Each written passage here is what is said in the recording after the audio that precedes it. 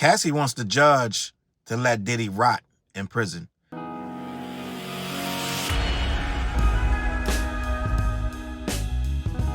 What's up, words? Your boy Challz Brown back again, talking facts. Hit that like button, hit the subscribe, hit notification bell. Keep sending those cash apps to CLBMG. Join the membership.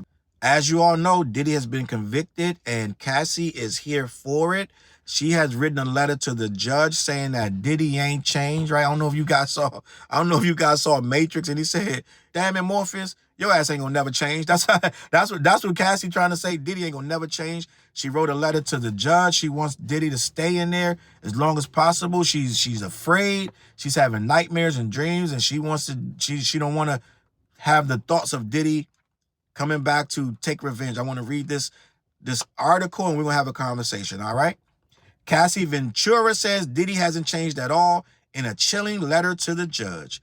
Cassie told a federal judge she fears Sean Diddy Combs may retaliate if he isn't sentenced to prison, citing years of alleged abuse. We all saw the tape, and Diddy did get busy. Now, we do know Diddy beat this girl so bad that this is really why he really is in prison for the video, because if had that video not come out, no one would have went any further with all this stuff about Diddy. Even if she did that lawsuit, it doesn't matter. That lawsuit would not have sent Diddy to prison.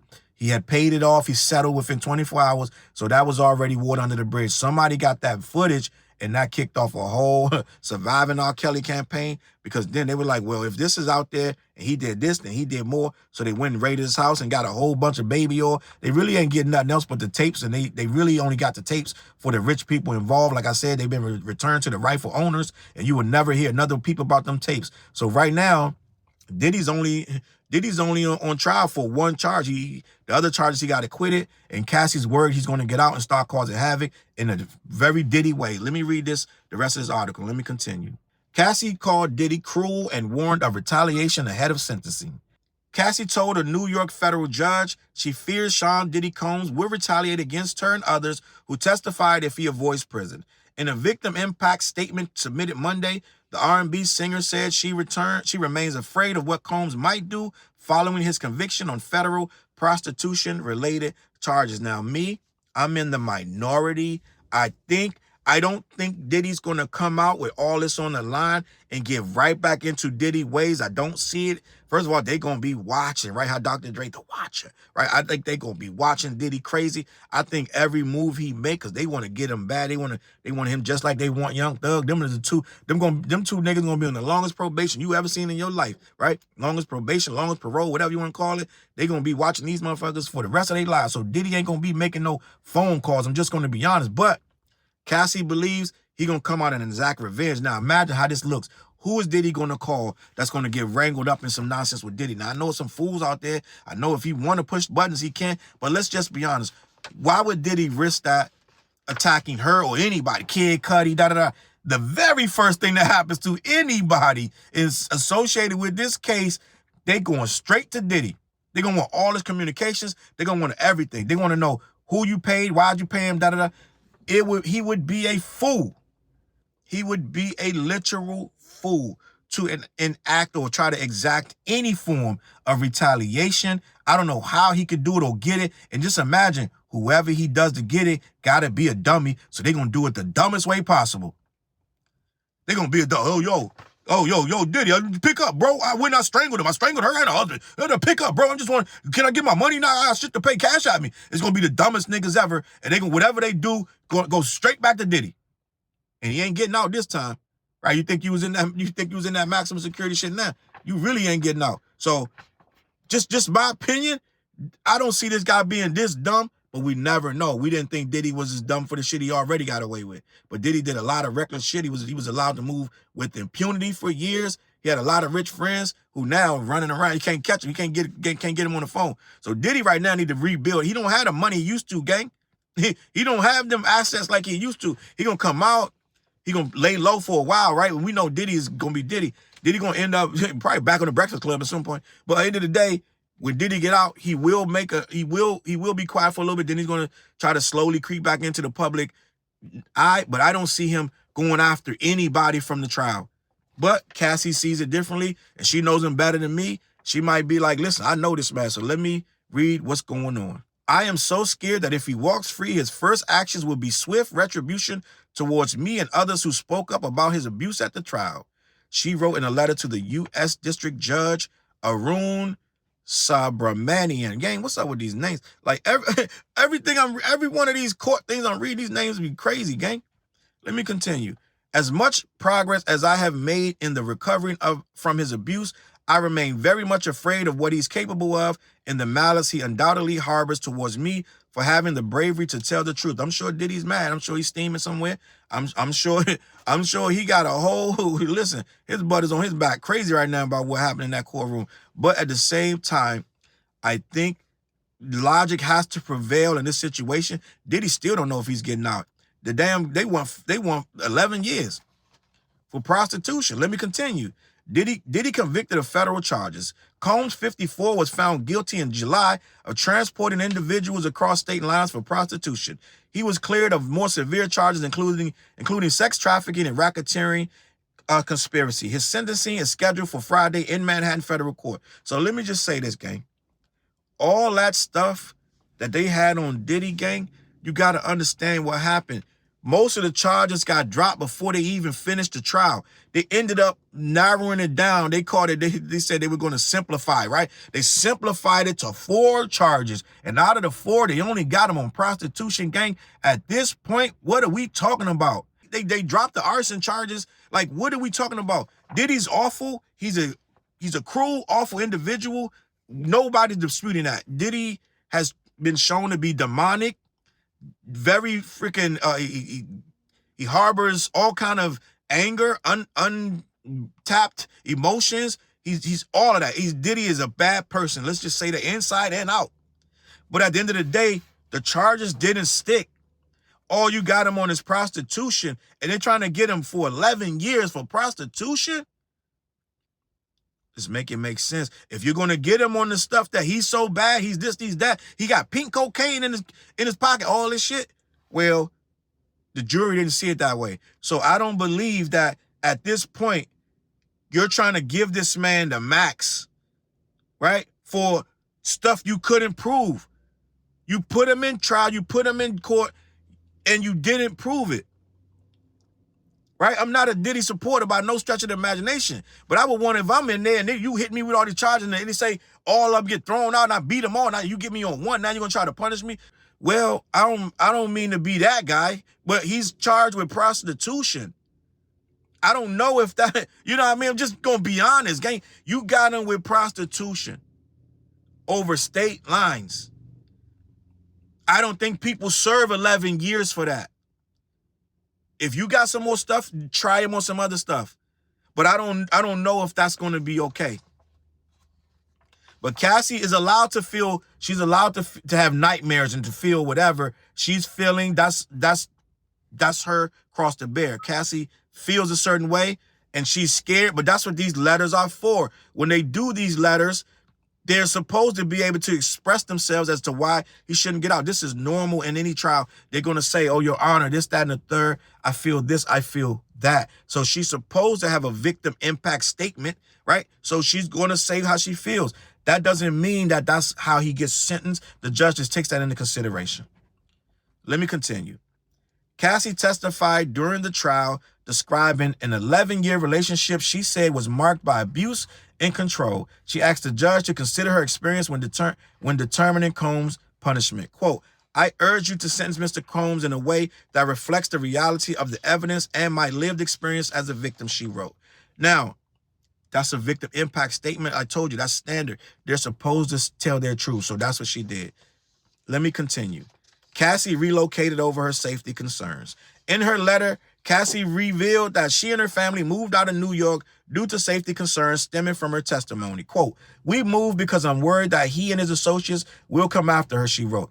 Cassie and Combs were in an on-again, off-again relationship from 2007 to 2018. She is now married to actor and trainer Alex Fine. The couple have 3 children, and she was 8 months pregnant with their son when she testified. So they're going to have a 4th baby. I don't know. I think she had it already. I am not. It's 8 months pregnant. I'm sure she had the chick because this was a while ago. So congrats to them. Cassie rejected claims that Combs has changed, responding to the defense's argument that Combs has changed. Cassie pushed back hard. Quote, "He will always be the same cruel, power-hungry, manipulative man that he is. My experience was real, horrific, and it deserves to be considered."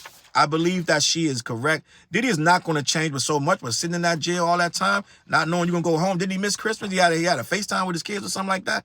But that's going to affect him. Young Thug just told you wasn't in that box with me. You don't know how I was affected. That's why I was cussing everybody out. So it did affect him. It's going to affect him, and it's going to have him feeling all in his feelings like, I don't want to go back here. They said he was in the worst prison in the country. Like, that prison, they was like, when it's cold, it's colder. Like, when it's cold outside, it's colder inside the prison. When it's hot outside, it's hotter inside the prison. They got more rats and roaches per capita. Like, it's a bad place. You don't want to be in that place. So, no, I don't think he's going to come out wilding on some big man shit. Yo, listen, where them bitches at that talking that shit? Yeah, nigga home. Like, I don't think he's coming out like that. I think he's going to be very humble. He's going to be contrite, and he's going to try to get his finances together. So, I'm going to read this other article. Diddy pleads with the judge for a fair sentence. Diddy is hoping to be sent home from jail early next month when he's sentenced in the sex trafficking case that he literally beat. Let's just be honest. The Bad Boys mogul lawyer argued that he should receive no more than a 14-month sentence with a written request to Judge Arun Subramanian earlier this week. If the judge sides with his legal team, then Diddy, who was arrested in September 2024, will be released on time served. Quote, Mr. Combs has served over a year in one of the most notorious jails in America, yet he has made the most of that punishment. It is time for Mr. Combs to go home to his family so he can continue his treatment and try to make the most of the next chapter of his extraordinary life. That's going to be interesting to see what Diddy really actually does with this extraordinary life, right? A series of extraordinary events going on in this motherfucker. Let me continue. A sentence of no greater than 14 months is plainly sufficient, but not greater than necessary.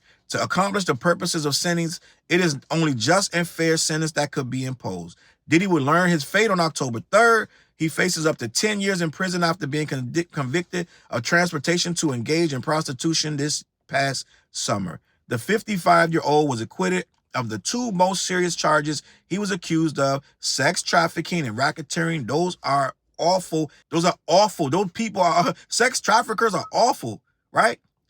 Racketeering, it's awful. These are people that rob small businesses and shit. Like, they do shit where they charge you for protection type shit. So no, you don't want to be a racketeer, right? So they didn't get him on none of that, gang, and all they got him on was taking some chicks across lines and males across lines for sex, which these rich guys do every single day. It's a jet right now. It's a jet flying across lines right now with 3 girls in it for some rich guy with pink cocaine in it. So they do this every day. And I'm not saying it's right, wrong, or different, but they didn't get him on that. They got him on prostitution.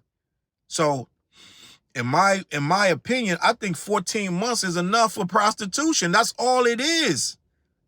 I'm just going to be honest. And I'm not like a Diddy supporter, but it's just a fact, gang. Let's just keep it a buck. Let me continue.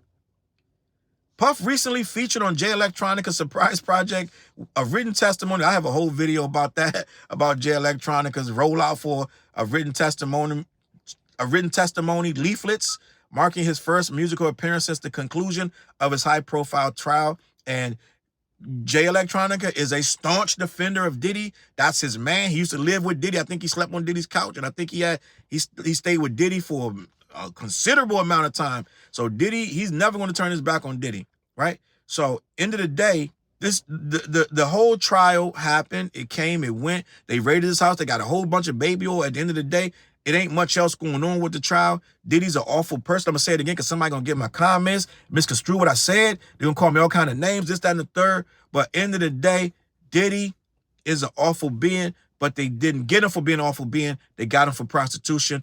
I don't think you can give a man 10, 11 years for prostitution. That's just my personal opinion. I'm going to leave it at that, man. Listen, Cassie's allowed to feel how she feels. I have no comment about that. I have nothing to say about that. All right? I'm going to leave it at that. Listen, CLBMG. Head on over to black-yeti.com. You got to put the dash in the middle or it's going to go to the wrong website. You're going to end up on some crazy shit in Uganda or something. black-yeti.com. Let them know who sent you. They ship all over the continental U.S. Also, every Wednesday night, we go live. Me, TJ, and Fliz. Tap in around 9:15 on all my social media platforms. All right? Check in with us and get in the comments. I'm going to catch y'all on that flip side. Peace. Look, mission impossible to drop a few lines without dropping old times when Southern Hill was still a gold mine. When pistol grips was my shit and I sold mine. When Alias was not a show and they told mine. Elevate your mind with high quality THC infused products. BlackYeti.com. Black-Yeti.com.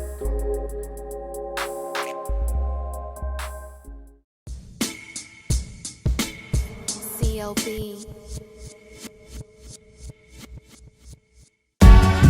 Get my coat, get my sheepskin, grab my wallet, get my pocket knife, and get that hat right there, we out.